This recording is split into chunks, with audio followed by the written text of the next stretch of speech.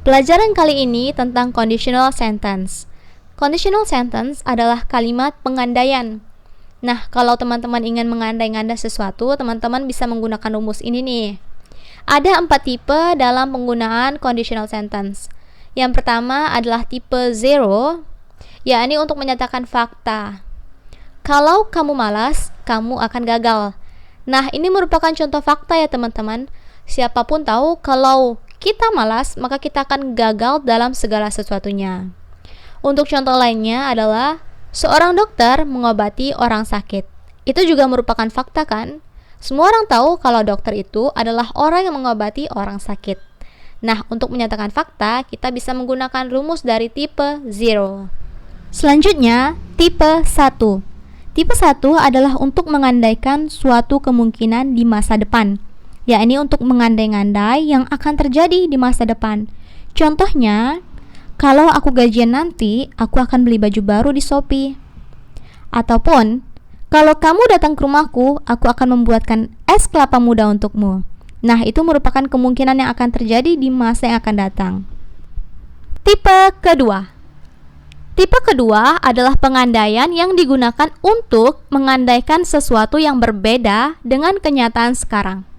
Untuk contohnya, sekarang aku nggak mempunyai banyak uang, tapi aku berandai-andai kalau saja aku mempunyai banyak uang, aku akan membeli sebuah mobil baru. Oke, untuk selanjutnya yaitu mengandaikan sesuatu yang mustahil di masa yang akan datang. Mungkin saja terjadi, tapi terjadinya itu kemungkinannya sangat kecil sehingga kita menganggapnya itu mustahil. Untuk contohnya, kalau aku menang giveaway, aku akan berbagi kepadamu. Nah, menang giveaway ini adalah kemungkinan yang sangat kecil sehingga kita menganggapnya mustahil. Nah, untuk tipe kedua ini juga bisa untuk menyatakan bahwa kita berharap sesuatu berbeda dengan kenyataannya. Contohnya, aku berharap aku adalah Nia Ramadhani. Kenyataannya aku bukan Nia Ramadhani, maka dari itu aku berharap menjadi dia. Ataupun, aku berharap dia mencintaiku. Kenyataannya dia tidak mencintaiku, tapi aku berharap keadaan berbeda, dia mencintaiku. Selanjutnya, tipe 3, yakni untuk menyatakan sesuatu yang terjadi di masa lampau. Jadi tipe 3 ini khusus untuk menyatakan masa lampau ya teman-teman, yakni untuk penyesalan. Contohnya, kalau saja aku tahu museum itu tutup, aku nggak akan capek-capek datang ke sana. Nah, ini untuk menyatakan penyesalan yang terjadi di masa lampau. Ataupun bisa juga untuk mengharap sesuatu yang disesali tidak terjadi. Contohnya, aku berharap aku belajar dengan giat dulu. Kenyataannya dulu aku nggak belajar dengan giat, tapi aku berharap dulu aku belajar dengan giat. Oke, sekarang kita belajar rumus dari masing-masing tipe di conditional sentence. Yang pertama harus kita ketahui, yakni conditional sentence terdiri dari 2 klausa. Ada if clause, yaitu if yang diikuti dengan tenses, dan juga main clause yang gak ada if-nya. Nah, untuk yang pertama ada tipe zero, rumusnya adalah if simple present plus simple present. Kalau if clause-nya berada di awal, maka kita perlu meletakkan tanda koma setelah if clause. Tapi kalau if clause-nya berada di akhir, kita tidak perlu meletakkan tanda koma ya, karena tanda koma itu sudah digantikan dengan if. Oke, kita bisa lihat di contoh yang pertama. Kalau kamu seorang dokter, kamu mengobati orang sakit. Kita menggunakan rumus if simple present plus simple present. If you are a doctor, you treat sick people. Karena if clause-nya berada di awal, maka kita perlu menggunakan tanda koma. Selanjutnya, tipe 1, rumusnya adalah if simple present plus simple future. Kalimatnya, aku akan membeli jilbab baru kalau aku gajian. I will buy a new veil if I get salary.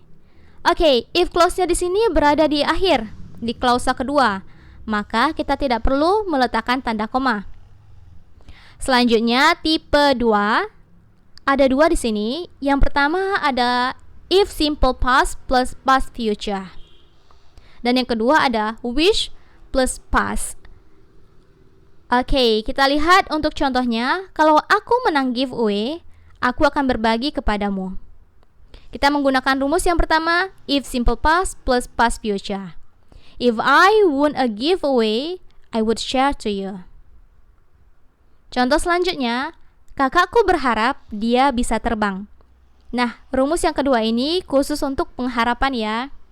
My sister wishes she could fly.